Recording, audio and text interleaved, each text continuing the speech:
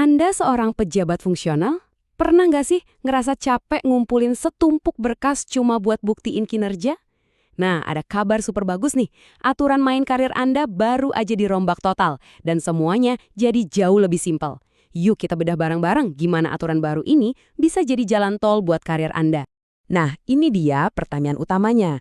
Gimana sih caranya kerja keras kita tiap hari itu bisa benar-benar jadi kenaikan pangkat? Dulu mungkin prosesnya ribet dan berbelit-belit ya. Tapi peraturan baru ini menyederhanakannya jadi satu alur yang jelas banget. Penasaran? Dan inilah dia biang kerok dari semua perubahan ini. Hehe, Peraturan BKN nomor 3 tahun 2023. Semua yang akan kita bahas ini datang langsung dari dokumen resmi ini, jadi informasinya dijamin akurat dan langsung dari sumbernya. Biar gampang kita ikutin, pembahasannya kita bagi jadi 5 bagian ya. Pertama, kita pahami dulu apa sih perubahan mendasarnya. Kedua, gimana caranya kinerja diubah jadi poin. Ketiga, gimana hitungan buat yang baru masuk. Keempat, syarat-syarat buat naik pangkat. Dan terakhir, rangkuman poin-poin penting yang wajib Anda catat. Oke, kita mulai aja ya. Oke, kita langsung masuk ke gagingnya. Bagian pertama, aturan baru karir fungsional. Lupakan deh cara lama yang bikin pusing itu. Karena ini adalah fondasi baru yang bakal mengubah total cara Anda melihat kemajuan karir ke depan. Coba deh lihat perbedaannya. Jelas banget kan? Di kiri, itu sistem lama. Ingat kan ngumpulin poin dari tiap kegiatan kecil, numpuk-numpuk kertas? Aduh, administratif banget. Nah, sekarang lihat yang di kanan. Sistem baru ini ngebuang semua keribetan itu. Angka kredit Anda sekarang cuma datang dari satu hal, predikat kinerja tahunan. Jadi fokusnya benar-benar geser. Dari yang tadinya sibuk kelihatan kerja, jadi beneran menghasilkan sesuatu. Kita lanjut ke bagian kedua, kinerja menjadi angka kredit. Nah, ini nih mesin penggerak dari seluruh sistem baru ini. Penting banget buat dipahami, yuk kita lihat gimana cara kerjanya. Pertama, kita kenalan dulu sama istilah predikat kinerja. Anggap aja ini rapor tahunan Anda dari atasan. Nilainya ada sangat baik, cukup, sampai kurang. Simpel kan?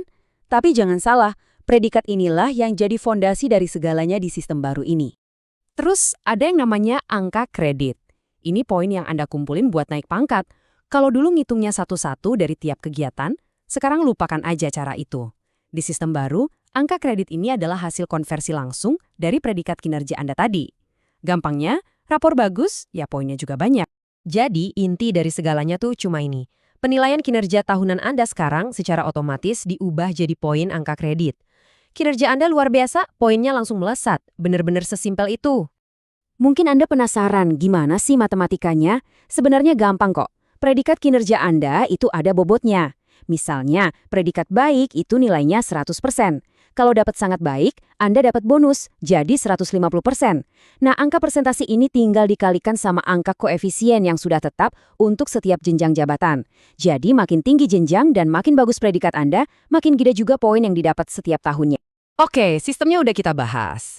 Terus, gimana kalau Anda baru aja masuk ke jabatan fungsional, entah itu dari CPNS atau pindahan dari jabatan lain? Gimana cara nentuin poin awalnya? Nah, kita bahas di bagian ketiga ini. Pengangkatan dan angka kredit awal. Menurut aturannya, di pasal 3 ada 4 pintu masuk utama nih. Bisa sebagai CPNS, pindahan dari jabatan lain, lewat penyesuaian atau yang biasa disebut in-passing, atau melalui promosi. Penting buat tahu Anda masuk dari jalur mana, karena tiap jalur punya cara perhitungan angka kredit awal yang beda-beda. Biar lebih kebayang, kita lihat contoh nyata dari lampiran peraturannya ya.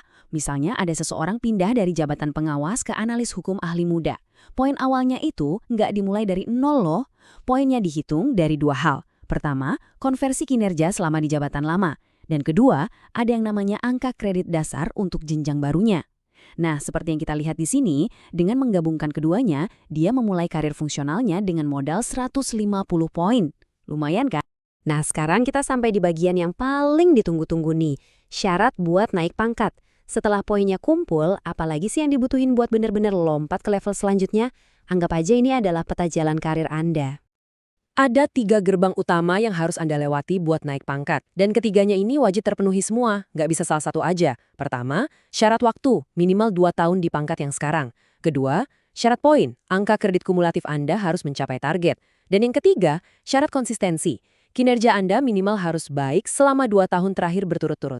Nah, yang ini penting banget. Ini adalah contekan target point Anda. Mungkin bisa di-screenshot. Tabel ini menunjukin dengan jelas banget berapa total angka kredit yang Anda butuhkan untuk naik ke jenjang berikutnya. Contohnya, dari ahli pertama mau ke ahli muda, targetnya adalah 100 poin. Dengan tabel ini, Anda bisa merencanakan karir dengan lebih strategis. Tunggu dulu. Poin udah cukup, kinerja udah bagus, tapi ternyata belum selesai. Ada satu rintangan terakhir yang sangat krusial. Seperti yang ditegaskan di pasal 11, Anda wajib ikut dan lulus uji kompetensi. Anggap aja ini ujian akhir sebelum Anda resmi naik kelas. Oke, kita udah sampai di akhir. Sekarang, mari kita rangkum semua informasi tadi jadi beberapa poin kunci yang paling penting untuk Anda ingat dan bawa pulang. Ini intisari dari semua yang udah kita bahas. Jadi, ada 4 hal yang harus benar-benar nempel di kepala Anda. 1. Kinerja adalah raja. Fokus utama Anda adalah gimana caranya dapat predikat terbaik. 2. Lupakan ribetnya ngitung poin. Sekarang udah otomatis. Jadi Anda bisa fokus ke hasil kerja. 3. Kenali target poin Anda, jadi Anda bisa bikin strategi karir. Dan 4. Jangan lupakan syarat-syarat lain kayak minimal waktu dan wajib lulus uji kompetensi. Kalau Anda kuasai 4 hal ini, Anda siap melaju. Kalau dari semua pembahasan ini ada satu kalimat yang harus Anda ingat, inilah kalimatnya. Kinerja Anda sekarang adalah mesin utama kemajuan karir Anda. Titik. Sistem baru ini secara fundamental menempatkan hasil kerja Anda di kursi pengemudi. Nah, sebagai penutup, saya punya pertanyaan buat Anda. Dengan aturan main yang sekarang jauh lebih sederhana dan transparan ini, kira-kira apa langkah strategis pertama yang akan Anda ambil untuk karir Anda besok? Coba deh dipikirkan.